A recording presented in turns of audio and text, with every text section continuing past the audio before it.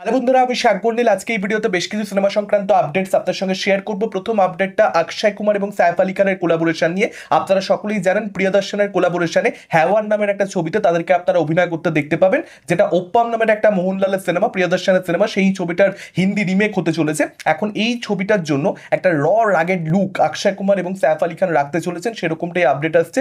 দুজনেরই এখানে মোস্ট্যাচ থাকতে চলেছে। কোচিনে ফার্স্ট শিডিউল থাকবে 23শে আগস্ট থেকে, এবং তার পরবর্তীতে একটা শিডিউল থাকবে রাজস্থানে, একটা শিডিউল থাকবে কেরালাতে, এবং মুম্বাইতে শেষ শিডিউল থাকবে, এবং তারপর র্যাপ আপ করে দেওয়া হবে। সেরকমটাই কিন্তু আপাতত আপডেট আসছে। এবার দেখা যাক ছবিটা কিরকম কি হয়। ডেফিনেটলি ছবিটা দেখবার জন্য অপেক্ষা করছি। এর পরবর্তী আপডেটটা নিতেশ তিওয়ারি রামায়ণকে কেন্দ্র করে। ভেরি সরি, আমি নমিত মালহোত্রার রামায়ণ একেবারেই বলতে পারবো না। তো নিতেশ তিওয়ারি রামায়ণ কিন্তু ইংলিশ, জাপানিজ, মান্দারিন বিভিন্ন ইন্টারন্যাশনাল ল্যাঙ্গুয়েজে অ্যাকচুয়ালি ডাব হতে চলেছে, সেরকমটাই আজকে মিডিয়া রিপোর্ট সাজেস্ট করছে।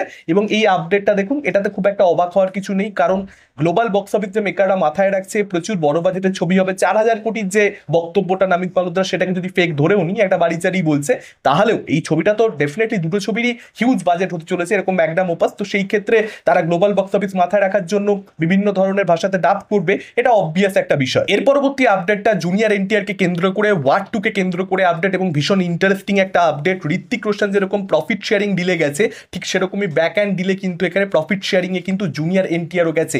70 কোটি টাকা সে প্রাথমিকভাবে একটা ফিস তো নিচ্ছেই, তার পরবর্তীতে নাগাবংশী অ্যাকচুয়ালি 90 কোটি টাকাতে তেলেগু স্টেটসের রাইটসটা ওয়ার 2 ছবির কিনে নিয়েছে, এবং তার পরবর্তীতে ওই স্টেটে যে প্রফিটটা হবে সেখান থেকে একটা পার্সেন্টেজ কিন্তু নাগাবংশী পাবে, এবং বাকিটা কিন্তু জুনিয়র এনটিআর পাবে, সেরকমটাই কিন্তু আপডেট আসছে।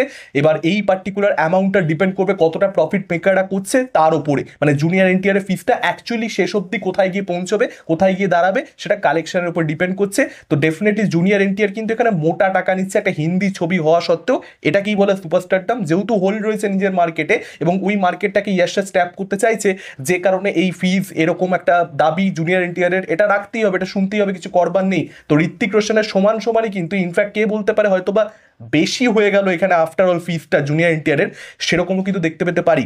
কারণ শুরুতে কিন্তু 50 কোটি টাকা ঋত্বিক রোশন এবং 70 কোটি টাকা জুনিয়র এনটিআর। তবে ডেফিনেটলি হিন্দি বেল্টের কালেকশনটা বেশি হবে, সেই জায়গা থেকে প্রফিট শেয়ারিংয়ে ঋত্বিকই হয়তো এগিয়ে থাকবে।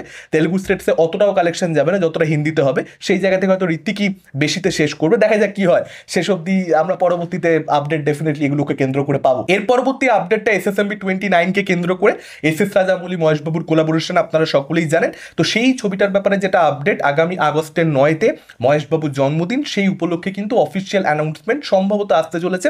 তেলেগু মিডিয়া কিন্তু সেটাই প্রকাশ করেছে। এবার দেখা যাক শেষ অব্দি এটা সত্যি হয় কি হয় না। এই ধরনের আপডেট আমরা আগে অনেক পেয়েছি, কিন্তু অফিসিয়াল অ্যানাউন্সমেন্ট আসতে অনেকটা সময় লেগে গেছে, মেকার অনেকটা লেট করে ফেলেছে। আশা করছি এবার এসে যাবে, আগস্টের 9-তে এসে যাওয়া উচিত, অপেক্ষা করছি আমরা সকলে। এর পরবর্তী আপডেটটা জিতের লায়নকে কেন্দ্র করে। জিতের লায়নে সম্ভবত মিমি চক্রবর্তীকে দেখতে পাওয়া যেতে পারে, সেরকমটাই কিন্তু জানতে পারা যাচ্ছে। সোশ্যাল মিডিয়াতে অ্যাকচুয়ালি কয়েকদিন আগেই খবরটা ভাইরাল হয়, কিন্তু আমি একটু খোঁজ খবর লাগে যে কোথাও কোনো আর্টিকেল হয়েছে কিনা, কোথা থেকে আসলে খবরটা আসছে। তো আমি সেরকম কোনো কিছু ট্রাস্টেড সোর্স খুঁজে পাই না, যে কারণে আলাদা করে আমি সেটাকে নিয়ে কোনো রকম ভিডিও তৈরি করিনি, মানে মুভি আপডেট ভিডিওতে ওই আপডেটটা শেয়ার করিনি। তবে এখন কিন্তু একটা আর্টিকেল হয়েছে ডেফিনেটলি, এবং সেখানে কিন্তু বলা হচ্ছে, মিডিয়া রিপোর্ট সাজেস্ট করছে পরিষ্কার, যেখানে মিমি চক্রবর্তীকে নায়িকা হিসেবে লায়ন ছবিতে জিতের বিপরীতে দেখতে পাওয়া যেতে পারে, এবং তার সঙ্গে সঙ্গে আরও একজন নতুন কোনো নায়িকা থাকতে পারে এই ছবিতে, অর্থাৎ দুজন ফিমেল লিড থাকবে, সেরকমটাই কিন্তু আপডেট আসছে। এবার দেখা যাক এই আপডেটটা সত্যি প্রমাণিত হয় কি হয় না।